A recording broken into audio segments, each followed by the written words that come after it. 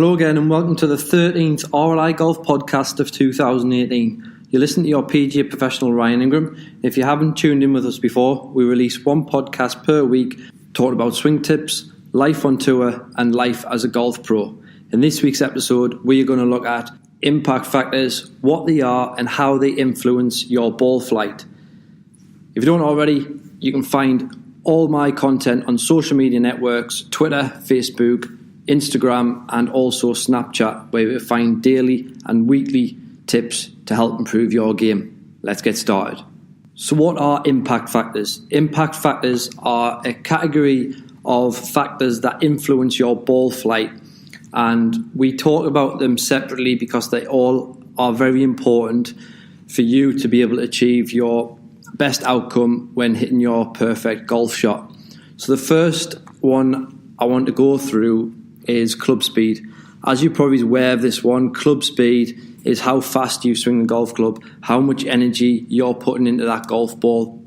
Club speed will generally be able to increase through timing of your golf swing. Whether you're a fast swing or a slow swing, you can still create good numbers if what we call our smash factor, which later in this episode we'll be explaining what it is good and it's high.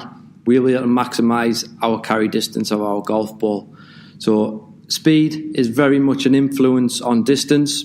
However, if we've got a smash factor, which is that kind of centerness of strike, another impact factor which we'll later go on to, you'll be able to maximise that distance of your golf ball more importantly than the club speed itself. So club speed isn't directly what we need to create a lot of distance, but it is a big influencer on that distance itself. The second one is that centerness of strike. So this is a second impact factor that is very important when you're looking at making a perfect golf swing or a perfect golf shot that goes generally a good distance but also goes relatively straight to your target. So club face, centerness of strike, where your location is on that club face. We've got something what we call a gear effect or a bulge and roll on the drivers. If you hit out the toe, we kind of create that right to left curvature on that golf ball, trying to get that golf ball back to the target. We have that left to right curvature if we hit it out the heel of the golf club, and that also brings that golf ball back to our target to some degree. So this is kind of help, especially with the drivers. You're going to see it a lot more where we can generally get that golf ball, hopefully turning back towards our intended target if we don't hit it out of the centre. But hitting the golf ball out of the centre of the club face is the most important part to maximise distance, but also keep your golf ball from having side spin and going a long way. So how can we create or develop our centerness of strike? We can use foot spray. So a lot of athletes now use foot spray and just put it on the club face. That'll identify when you hit a golf ball where that location was. Or we can use face tape, which is a kind of old method where we'll be able to identify again where that location is. Very important to get that golf ball out in the middle of the club face. Otherwise, you're going to be trying to work out other things that isn't a problem in your golf swing just because you're hitting the golf ball out the heel or the toe. So have a look at that the next time you're practicing. Make sure that golf ball's coming out the middle of the club face, and if it isn't, go and seek out a PGA professional to give you some advice of how you can get that out of the club face. The third one is club path. So this is the direction your club is travelling through the golf ball. Is it travelling from the outside to in or the inside to out? You've probably heard them terms before. Or is it a neutral path that's kind of in the square in the PGA term?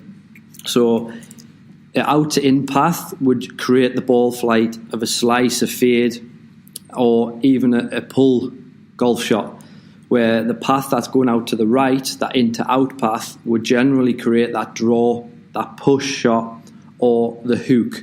We can even get the push slice in there as well. All them club path is going out to the right. So if you want to draw the golf ball, you need a path that goes out to the right. If you want to fade the golf ball, you need a path that wants to go out to the left.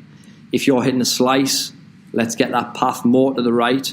And if you're hitting a hook, let's get that path more to the left, and that's going to help you straighten up your ball flight. The next one is angle of attack. So how steep are you coming down into that golf ball, or how shallow are you coming up on that golf ball? Other one could be that we are leveling out with the ground. So steep angle of attack, if it's too steep, would generally produce more of an open club face, and vice versa, if you're too shallow, it would generally produce a club face that's closed. So if you think about a downhill lie or an uphill lie, that's going to change the perception of the club face, and that's why on a downhill lie you hit the golf ball more to the right, and if you're on an uphill lie you would generally hit the golf ball more to the left. So you've got to compensate accordingly with your alignment for that.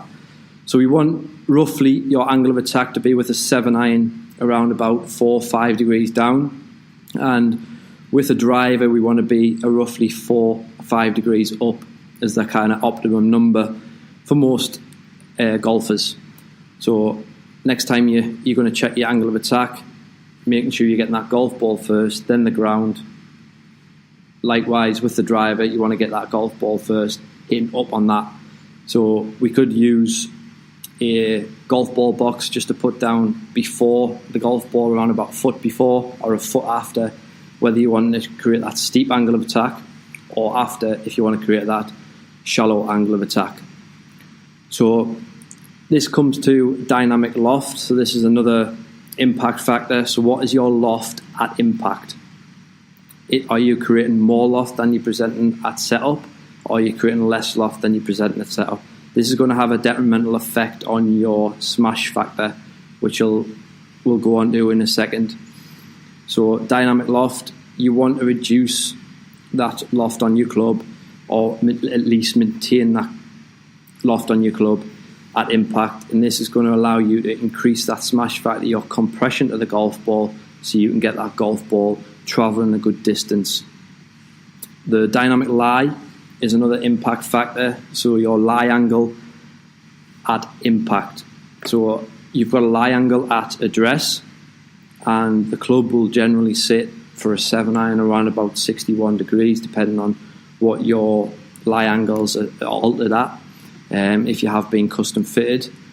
And this will change through impact, so your handle might get a little higher through impact, so you need to get that club a little bit more upright, or your handle might be a little bit lower through impact, and that would generally mean that you would have to get that golf club flattened a little bit more. So it's well worth going for a custom fit to check out that dynamic lie angle, because that's then going to influence your strike location and your angle of attack into the golf ball, so producing that club face a little bit more open or a little bit more closed. So lastly, I want to talk about the smash factor, so the efficiency we strike the golf ball with.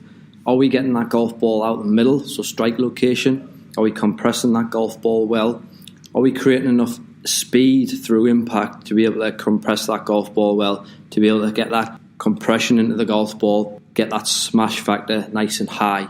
So your smash factor with a 7-iron wants to be around about 1.35. So how efficient can you strike that golf ball? The higher the number, the more efficiency, the further that golf ball will go.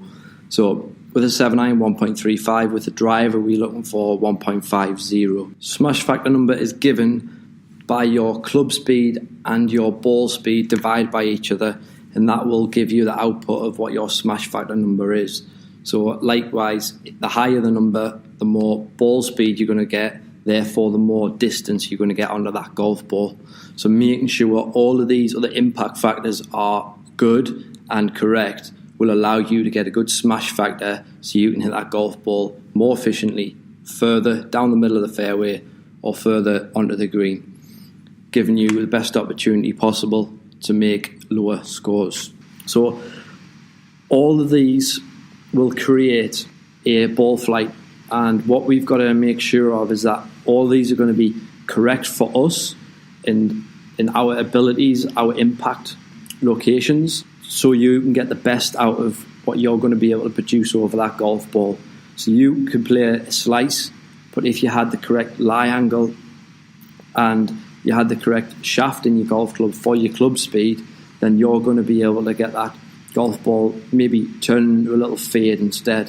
So it's all important to finding out where you're at an impact so you can get the best outcome for your ball flight.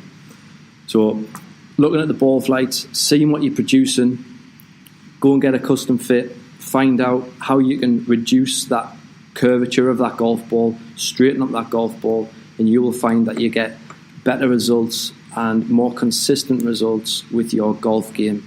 If we can curve the golf ball less, we can hit more greens, we can hit more fairways, and that's all important to lowering them golf scores. I hope this has helped. I hope this has given you an idea of what impact factors are, and the next time you're going to a golf lesson, you have an understanding of what they are and how they can create you a better outcome when you're next in a lesson or getting that custom fit. Go and seek out your PGA professional, find out what your base impact factors are and what the numbers are, and then you can start working from them numbers to improve a lot greater and start to lower your scores. Thanks for listening. You've been listening to your PGA professional, Ryan Ingram, and until next time, visit my social media links at RLIGOLF. You'll be able to find more content to improve your game. Bye for now.